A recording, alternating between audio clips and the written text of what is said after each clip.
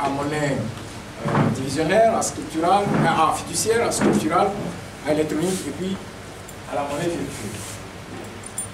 Alors, pour la monnaie virtuelle actuelle qui fascine tout le monde, notamment la crypto-monnaie. Il faut défier. Alors, rapidement, la crypto, c'est quoi? C'est juste quelque chose qui est inscrit sur un serveur, ce qu'ils appellent le blockchain. C'est un serveur. Le serveur, pour vous donner un exemple, c'est l'unité d'un desktop, d'un ordinateur de table. Vous avez un serveur. Avant, c'était des trucs qui sont gros. Maintenant, c'est miniaturisé. Et pour ce qui concerne la gestion des cryptos tels que le Bitcoin, ce sont vraiment des serveurs qui se trouvent, des gros serveurs qui se trouvent dans des chambres refroidissantes. Alors,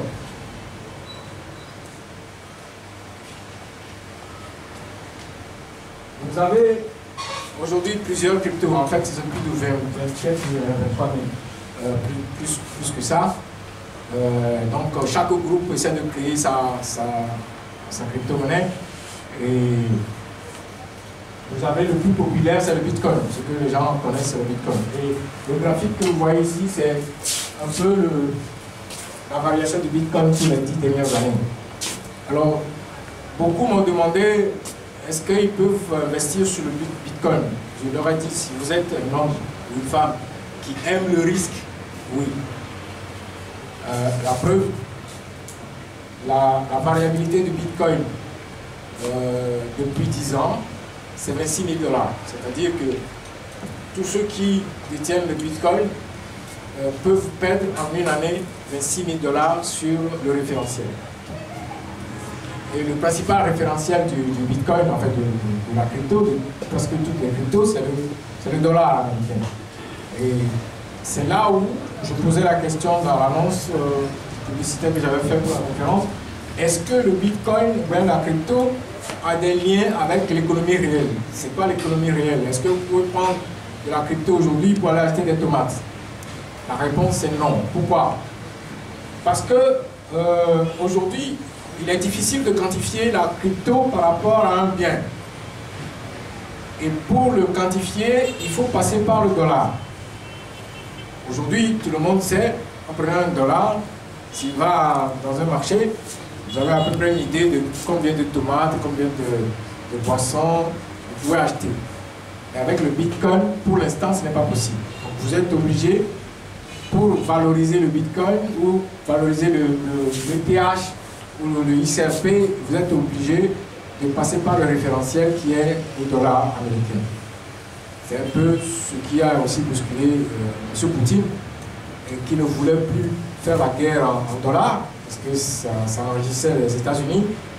Et il a demandé à ce que tous ceux qui lui achètent le gaz et le pétrole, ils payent en Bitcoin. Le problème, c'est que il faut se référer d'abord au dollar. Le Bitcoin n'est pas directement référencé au rouble.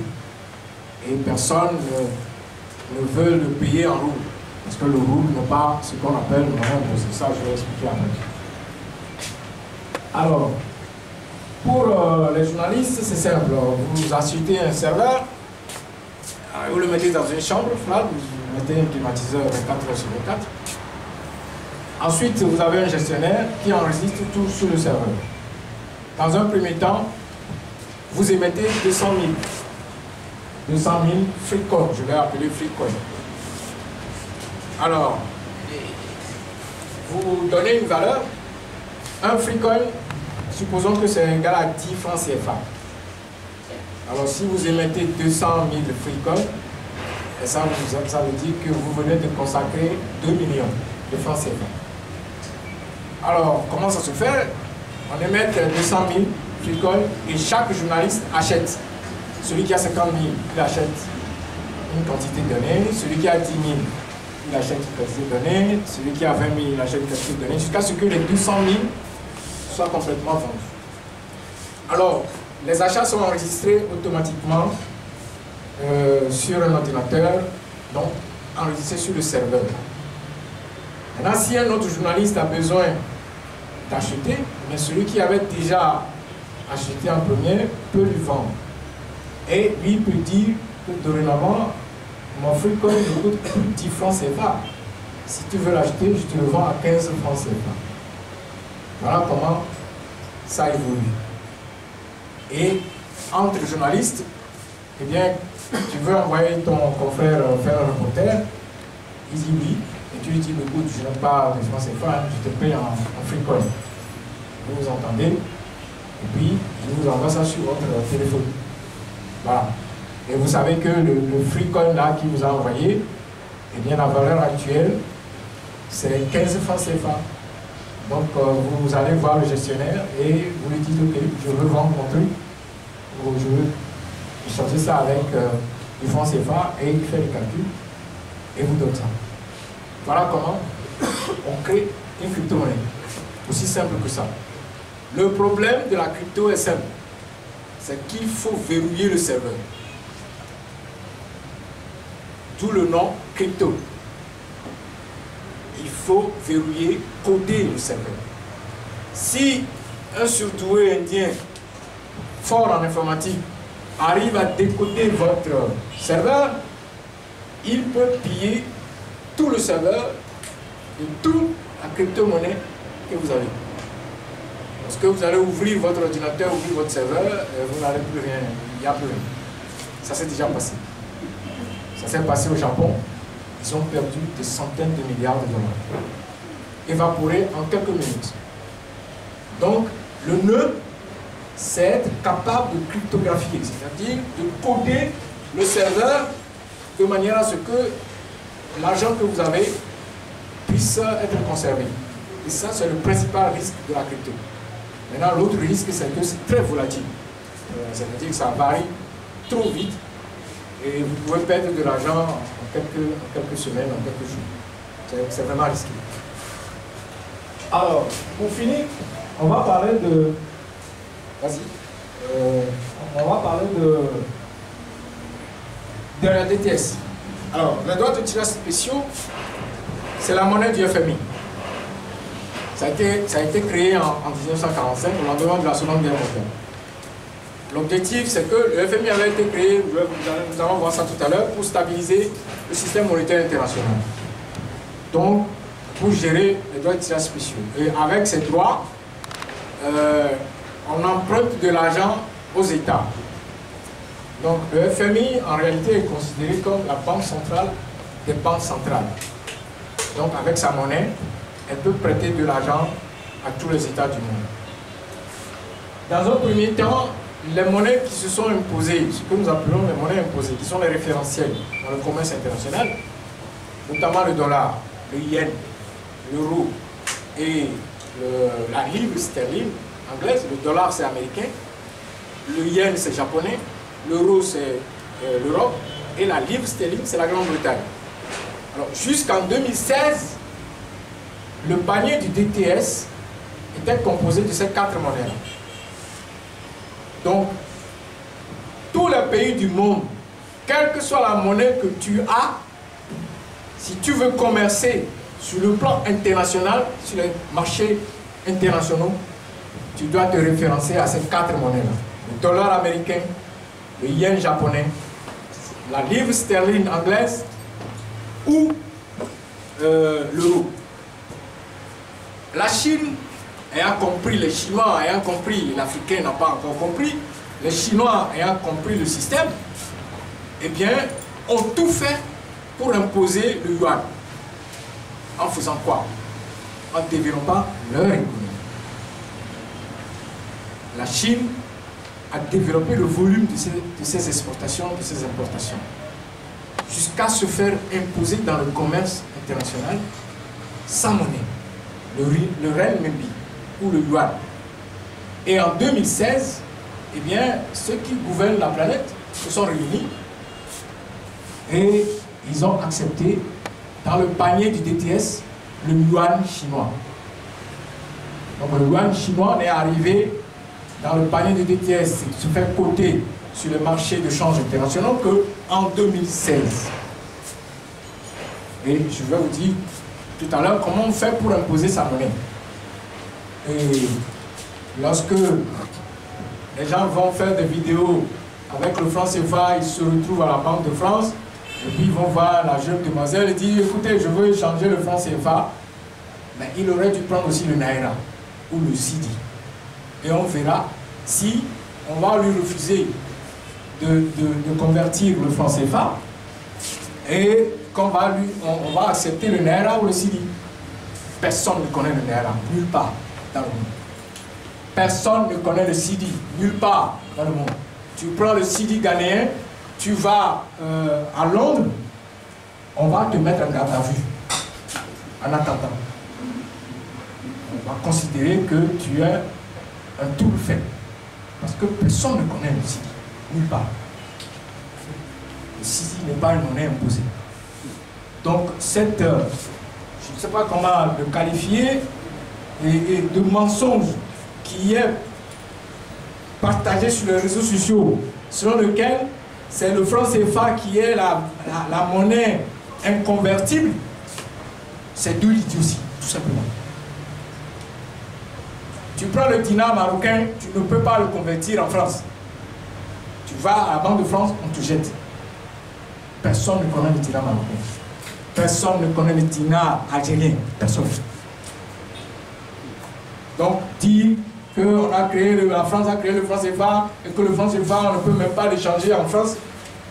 Prenez le Chine Kenya et venez au marché d'Adalato ici et achetez, donnez le Chine Kenya à la dame. Elle va demander aux policiers de t'arrêter. Qu'est-ce qu'elle va faire avec le Chine? Personne ne connaît le Chine. Sauf au Kenya. Alors, à votre droite, j'ai choisi les monnaies fortes du monde. Et ça aussi, je l'ai découvert tout récemment. J'étais choqué. Les monnaies les plus fortes du monde sont les monnaies de l'Arabie Saoudite, du Koweït, du Bahreïn, de la Jordanie.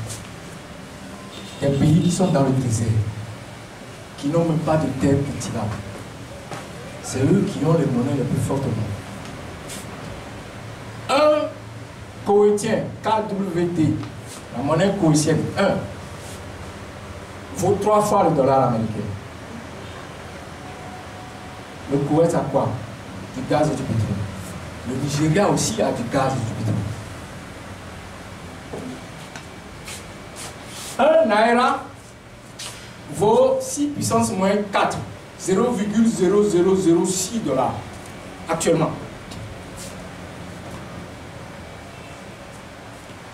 Un Naira, la monnaie du Nigeria, s'est effondrée, a perdu de la valeur. Aujourd'hui, ça vaut 0,0006 dollars. Quand la monnaie koweïtienne, un Koweït KWD vaut 3 fois le dollar. Est-ce qu'on va me dire qu'en 60 ans, nos États qui sont plus riches que ces pays-là, le Nigeria a 30 millions d'hectares de terres cultivables. 30 millions d'hectares de terres cultivables. Mais le Nigeria ne cultive rien du tout. L'Égypte en a 3,5 millions. L'Égypte est le deuxième pays agricole de l'Afrique. Devant le Nigeria. Très loin devant le Nigeria. Mais le Nigeria a sa propre monnaie depuis 60 ans. Le Nigeria, le Naira, depuis 60 ans. Voilà ce que vaut aujourd'hui le Naira.